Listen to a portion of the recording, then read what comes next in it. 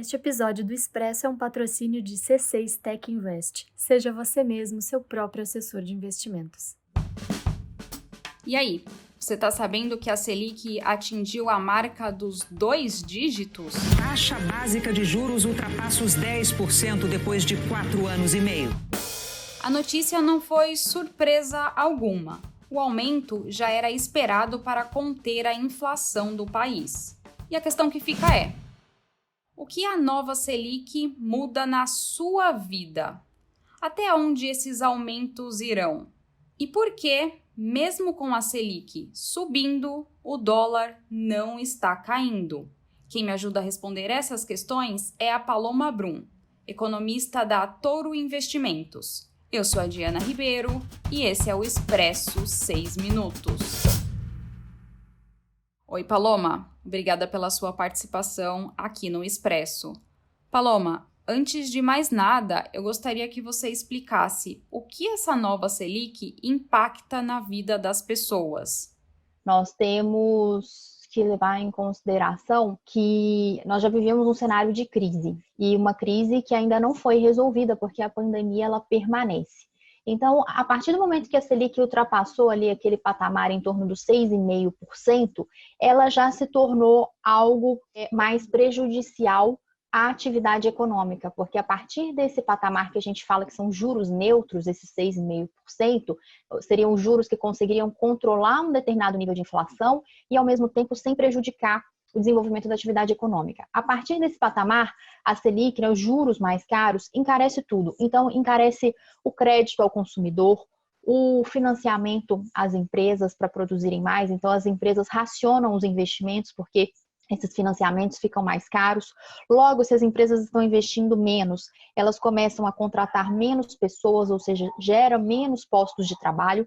Essa taxa de desemprego alta que a gente viu, ela crescendo ao longo da pandemia, fica mais difícil de ser resolvida, porque então é um momento onde as empresas estão contratando menos, gerando menos postos, logo a taxa de desemprego ela tende a permanecer alta por mais tempo. E, ao mesmo tempo, se tem menos pessoas sendo contratadas, tem menos renda sendo gerada também no país. Então, a renda das famílias, ela acaba ficando, na média, menor.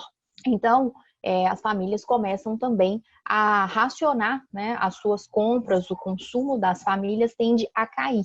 E aí, inclusive, tem uma parte, que desse consumo que é simplesmente reduzida, as famílias trocam alguns bens por bens substitutos, ou seja, aqueles produtos que eles atendem às mesmas necessidades, mas eles são mais baratos.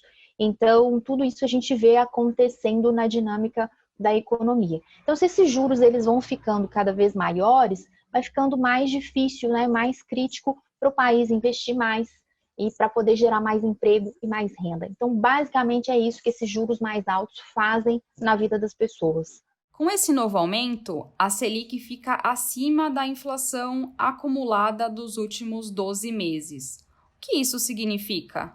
Isso significa que, claro, dependendo da janela, o período que nós pegarmos de referência, quando a Selic ela fica acima da inflação, isso significa que os juros reais voltam a ser positivos. Ou seja, quando a gente pega uma taxa de juros e ela tem um número, 10,75% ao ano, essa é a taxa nominal. Mas para saber o quanto que você realmente está ganhando, você precisa tirar ali o efeito da corrosão que a inflação gera sobre o dinheiro. Então, quando a gente faz esse desconto, taxa de juros nominal, menos a inflação, a gente tem a taxa de juros real positiva. Então, quando a gente faz um investimento, o que a gente quer é ganhar, de forma positiva. Claro, tem aí outros requisitos, igual eu falei, olha, é um custo de capital, é um prêmio de risco que está envolvido, mas, no mínimo, na hora de fazer investimento, você precisa buscar ganhar acima da inflação.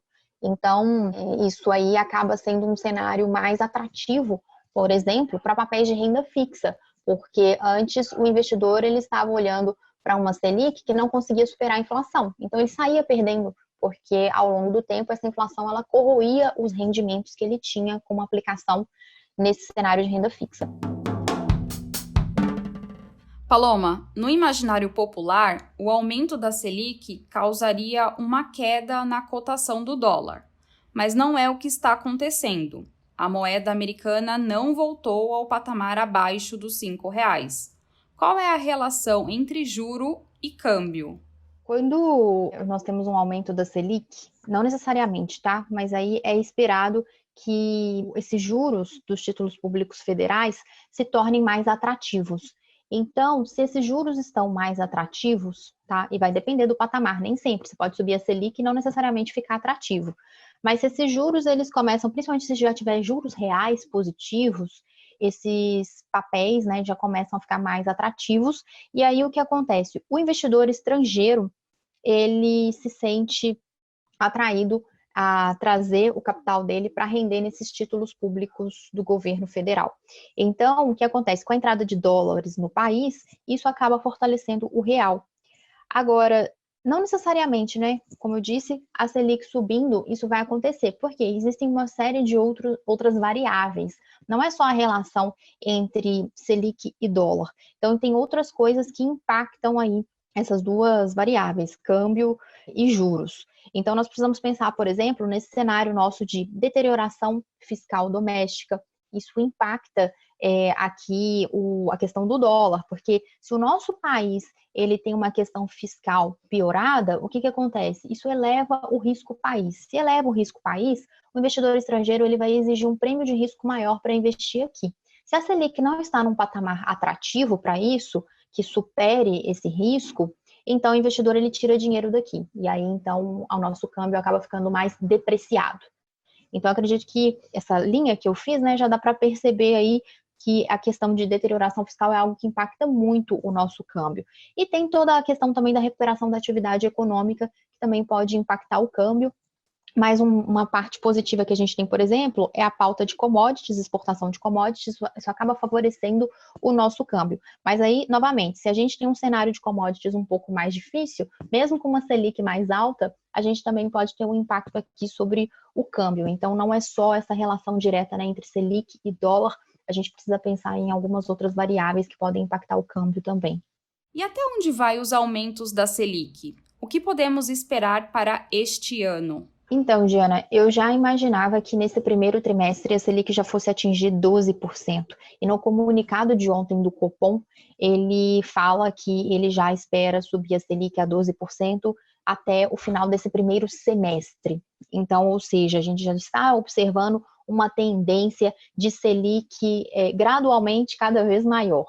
Então, nós vamos muito provavelmente chegar nesse patamar de 12%. E o que está mais impactando aqui? Essa questão da pressão inflacionária, não só aqui a nível Brasil, mas também a pressão inflacionária que as grandes economias têm vivido, especialmente os Estados Unidos, o que já vai fazer o Fed adiantar o ciclo de alta de juros na economia americana. Então, com juros estadunidenses maiores, isso tende a atrair capital do mundo inteiro, especialmente de economias emergentes, para esses títulos públicos americanos remunerando mais. Então, como segurar esse capital numa economia emergente como o Brasil? Você precisa de juros maiores para ter mais atratividade. Então, eu já espero que até o final do ano a gente possa chegar numa Selic acima desses 12%. Uma Selic de 14%, eu acredito que ela é bem factível na hora que o Fed começar a subir os juros e a gente começar a sentir o impacto aqui sobre o fluxo de capital na nossa economia. Muito provavelmente o Banco Central ele não vai conseguir ficar de braços cruzados, ele vai ter que subir esses juros, porque o principal intuito dele aqui, o principal objetivo é conter a inflação. Se ele não fizer isso, o câmbio sobe e a nossa inflação, a pressão inflacionária aumenta. Então, acredito que a gente pode observar aí ainda uma Selic chegando nesse patamar de uns 14% no final do ano. Então, vamos lá. Eu vou dar uma recapitulada rápida no que falamos no episódio de hoje. O aumento da Selic já era esperado por todo o mercado. Elevar a taxa básica de juros é um mecanismo para conter a inflação. Com a taxa mais alta, a atividade econômica anda mais devagar. Pela primeira vez em mais de 1 ano e meio, a Selic está acima da inflação acumulada dos últimos 12 meses. O que significa que os juros reais voltam a ser positivos. E se você estava esperando uma queda do dólar, sinto te informar. A Selic é uma variável importante para isso, mas o cenário fiscal e político também. Esse foi o Expresso 6 Minutos, podcast com conteúdo quente e rápido para não deixar ninguém desinformado. O Expresso vai ao ar todas as sextas-feiras e todos os nossos episódios estão disponíveis nos principais tocadores de áudio. Quer acompanhar notícias sobre economia e finanças de um jeito rápido e divertido? O 6 Minutos está no TikTok, com vídeos todos os dias. Eu sou a Diana Ribeiro, a apresentação, roteiro e produção são meus e a edição de som é do Rafael Paparella. Esse episódio usou áudios do Jornal Nacional. Te espero na semana que vem. Até lá! Já imaginou você mesmo investir no seu dinheiro sem precisar falar com ninguém? O C6 Bank criou o C6 Tech Invest. Invista em ouro, ações nacionais e internacionais e títulos do Tesouro Americano, mesmo sem ter experiência em investimento. C6 Tech Invest é uma plataforma de investimentos que te ajuda a montar uma carteira personalizada de acordo com seus objetivos. Seja você mesmo o seu assessor.